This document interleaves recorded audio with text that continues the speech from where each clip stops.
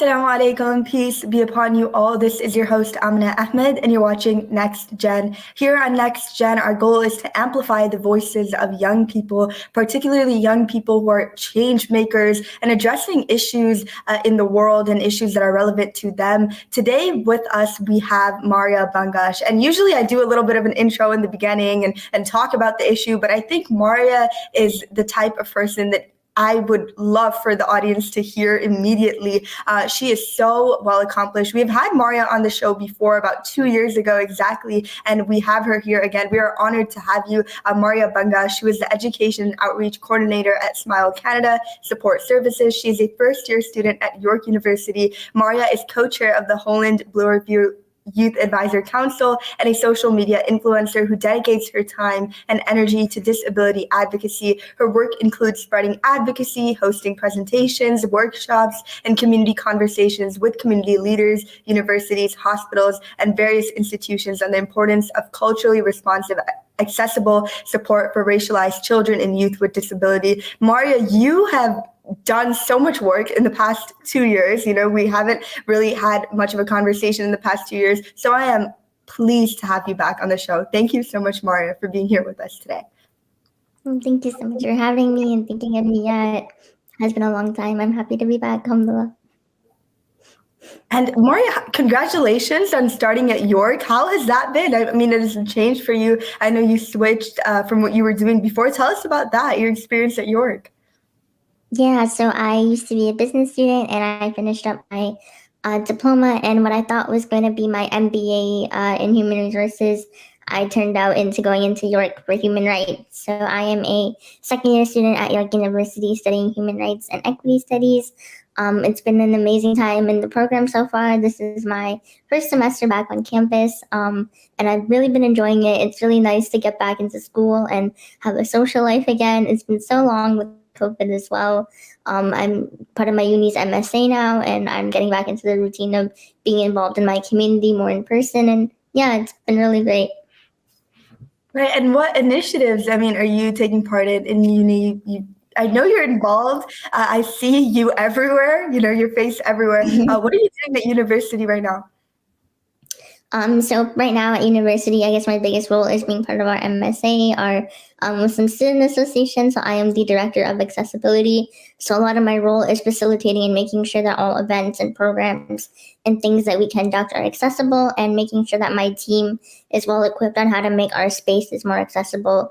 Little things like if we're planning like a Quran class, like how are we making sure we have Qurans in different font sizes and in different book sizes. I know for me, I cannot hold really heavy books, so something smaller would help me out. Or fun stuff like if we're having a sporting event, how do we make sure that everybody can play those sports? How do we plan so everybody can be included? And I'm making sure that my team keeps things top of mind, but also as well, what can I bring to my team to bring educational resources and ways that we can implement accessibility in all assets. And Marya, I think when we spoke 2 years ago, there were multiple initiatives and projects, I think even media that you were involved in then. And ever since then, you have been very outspoken about the exploitation that you felt by some of those outlets. Tell us a little bit about that. You know, why did you take a step back from some of the initiatives that you were partaking in? And what has that experience been like?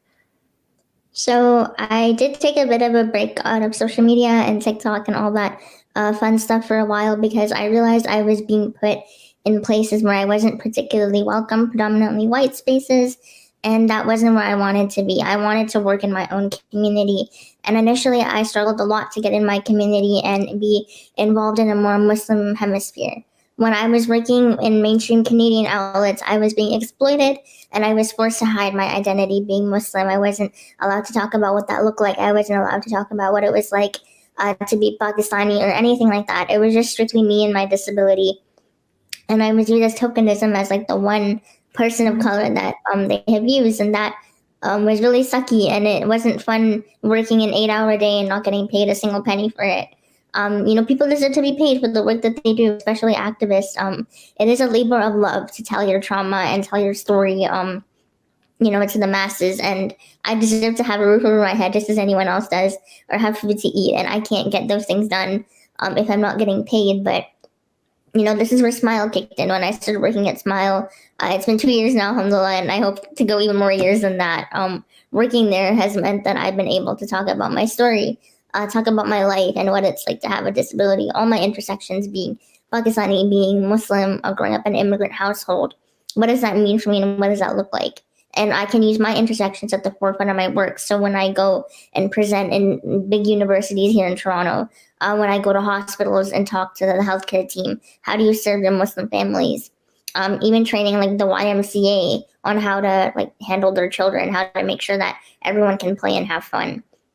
I recognized as I got older that using my intersections and these parts of my life are critical in the work that I do, because everyone's experience is so unique. Everyone's story, when you tell it, it is so unique. And you can only tell those unique stories when you have storytellers to tell them.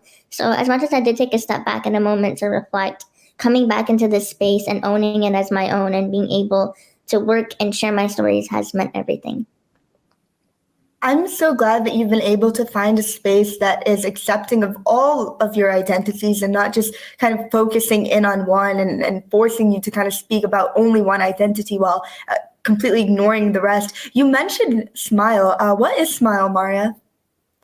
So I know you're in the States, but I'm here in Canada. And so Smile is a non-for-profit charity in Canada, predominantly Toronto. You mentioned earlier we support racialized kids and youth with disabilities, predominantly in our Muslim community.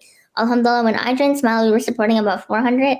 It's been 2 years now, and we're over 600 families right now, whether it's in Ontario, even now in Calgary, and in British Columbia. And our reach goes so far. We go for things like we help out with financial aid. So if you need a respite worker, someone to care for your child, if you need to buy some new technology, the desk I'm using today actually Smile covered for me. I was experiencing immense back pain. The last time we spoke, I was sitting in my bed resting up on 2 cushions and my back was killing me. Today, I have this adapted seat and this desk. Smile pitched in to help me get the desk so I would be able to work. That's what accessibility looks like. And they understood that I was rejected for my grant. They came in and they gave it right to me. I had no issues. We do financial stuff. The most important thing is that we provide culturally responsive care. So our families, they might need access to, say, psychotherapy. Raising a child is not easy. Raising a child with a disability comes with its own separate set of challenges. Having the parents be able to have a therapist come in and maybe talk with mom and dad, talk with the siblings that have a sibling with a disability, give them that support that they need, whether it's spiritual support, mental support that they need to get through whatever they're dealing with. Our whole goal is to make sure that our families have the gaps bridged, because more often than not, we hear that our services from the government are not providing what our families need. The documents are so hard to fill out. The service providers are extremely racist. Nobody wants to sit down with a refugee or an immigrant and explain to them how to get their passport. Majority of our families are immigrant and refugee, meaning that they don't qualify for majority of the services that the Canadian government provides, because you need to be a citizen. So I was born here. So when I was born with my disability, my parents were able to figure everything out for me because I have citizenship. But most of our kids don't. They don't get funding like I do. They don't get access to these chairs like I do. They don't get access to home care and PSW care sometimes. They can't go to the doctor and have everything covered and paid for. Life is expensive. And now with the pandemic kicked in as well, we've been able to respond hands-on, whether it's PPE, whether it's giving emergency grocery gift cards. We're on the ground with our families because we know what it means to have direct support and have your community be with you. I personally feel like Smile exists because our community itself has been lacking in supporting people with disabilities. So Smile comes in as a helping hand. Thank you for being a part of such a wonderful initiative that is providing resources to people who may not have accessibility to those resources in other places. So thank you so much, Marya, for the work that you are doing. We will be right back after our short break. You're watching us on Muslim Network TV. We stream on Apple TV, Roku, Amazon Fire TV, and Galaxy 19 satellite. We will be right back on Next Gen after our short break.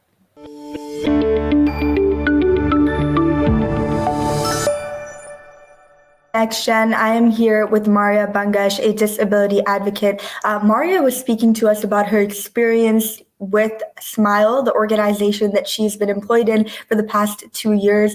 Now, Marya, I think one of the issues that we have in our community and outside of our community as well is many people viewing disability to be a medical experience only and not a social experience as well. And I feel like because of that kind of notion, there's a lot of lack of resources to people with disability and to their families as well. What do you say to these people who do not view disability to be a social experience?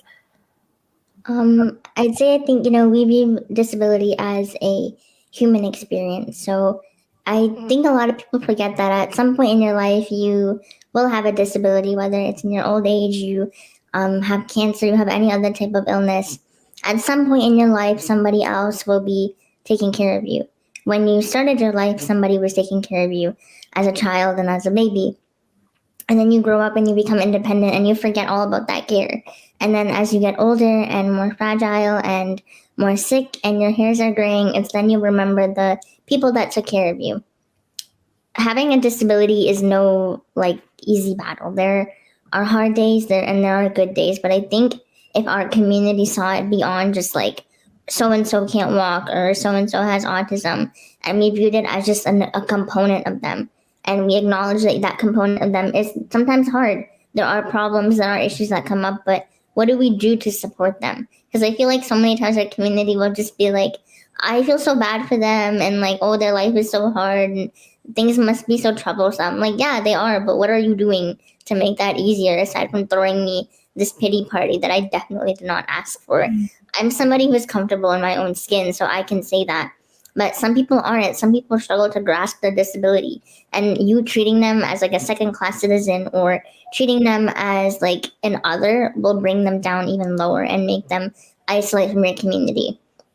Our families have reported to us time and time again how isolated they feel from the community. My child can't go to the masjid because the imam kicked him out and said he's too loud. How come all the other kids get to play and be loud and throw their toys everywhere, but this child can't? What's the double standard?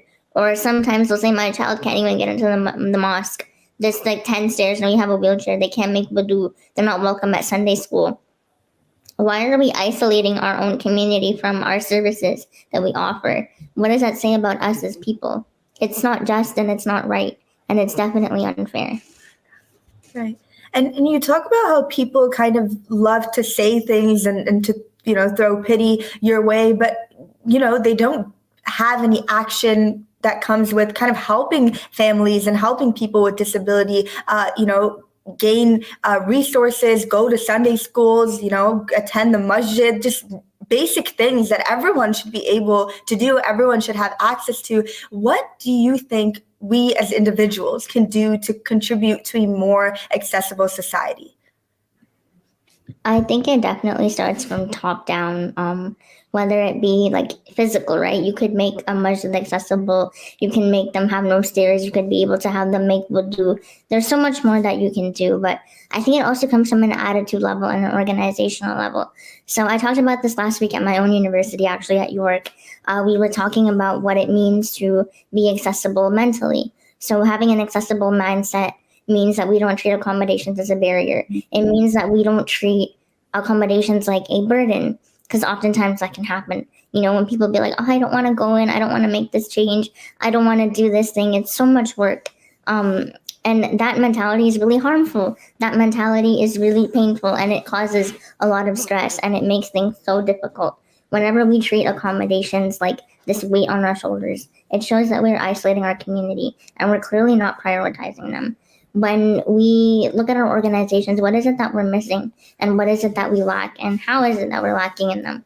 Why are we lacking these things? It's because we're forgetting about them and we're not caring about them. And that harmful mentality is what sets us back. And that harmful mentality is what pushes us away from the community. I know personally, for me, I have felt isolated from my community because I'm not welcome in these spaces. And I struggle with that and I grapple with that a lot. I have to put on a brave space when I go out. And I have to put on this whole Like, I don't want to call it an act, but I have to put my best foot forward when I go into a space that I'm not familiar with, because it causes me a lot of stress sometimes to go and have to consistently advocate for my needs. Right. That is such a burden sometimes. It can be really tricky to navigate that. I acknowledge that as long as I live, I have to fight for my rights. That is tough. So when our community supports us and when our community is there for us, it takes that off my shoulders and it makes life a little more, I don't want to say bearable, but it just makes things a little bit easier having that support by your side. Right. I mean, it is just a lot of responsibility on one individual to constantly advocate for their needs, which, I mean, you're asking for very basic things, right? I mean, I don't think you're asking for like things that normally people do not need to advocate for these things. So I feel that our community needs to do a better job. I totally agree with you on that. Marya, we have International Person with Disability Day coming up on December 3rd, and I would urge all of our viewers to participate. How can we participate? Tell us, I think that this is just the bare minimum that we can do. Yeah, I guess on an organizational level, so Smile right now, we have done a bunch of presentations across Ontario. I presented at York University. I presented at University of Toronto. I'm going to be presenting at Waterloo this weekend. And we're just giving our information out there. What does it mean to be accessible? What's it like to have a disability? We're giving that educational opportunity. This weekend as well, in our masjids, we're doing a whole bunch of outreach work. On Juma, we're going to be talking about Smile and putting our name out there. And also we're doing a really cute and fun winter drive for our families. So families can come to our local masjids, and we have a little drive-through center where you could pick up some winter goodies. And I think that's always really fun because winters in Canada are so brutal and they take forever to end. So having a little care package that you can spend the winter with, like whether it be some fuzzy socks or some yummy cake mix to bake during the winter season, it's always really fun. But obviously, when I was talking on my lens of my organization, but as a whole, I think our community needs to do better on the front of holding to the word. I think we have so many like seminars and conversations and talks and like all these different things that we do, but what do we do after the conference is over? What do we do after the day of education is done? Are you actually implementing the things that you're taught in your organization? Are you actually pushing for that like active change? What are you doing as an organization? What are you doing as a leader? When you're on that leadership board, are you remembering accessibility? And maybe it's you go to your local masjid and you say, hey, can we have a khutbah today about disability and how the youth are damaged? Like, I feel like anytime we go to the mosque, it's just the youth getting attacked in the speech. It's never anything new. So what are we doing on a active level? Because I could tell you to go fundraise like $50,000 right now for Smile, but like that's just one thing. People throw money at issues all the time, but they forget that they can participate in helping and changing those issues that are going on. So reflect on what is it you can do as an individual today or tomorrow and even beyond December 3rd, because disability it's not like Halloween where it's one night. Disability exists for the rest of our lives. So from today forward, what do you take from what I've said, or what do you take from what other people have said and shared, and implement that in the days to come so that accessibility is always at the forefront of what we do? Thank you so much, Marya. And truly, it is beyond December 3rd that we all need to get involved in our communities and making our community more accessible. Thank you, Marya, for the work that you are doing. Thank you as well for having me and sharing your platform. I appreciate it. And to all of our viewers, thank you for tuning in to Next Gen. We go live every Wednesday at 7 o'clock p.m. Central Time. You're watching us on Muslim Network TV. We stream on Apple TV, Roku, Amazon Fire TV, and Galaxy 19 satellite. And we will meet again next Wednesday at 7 o'clock p.m. Central Time. Assalamu alaikum.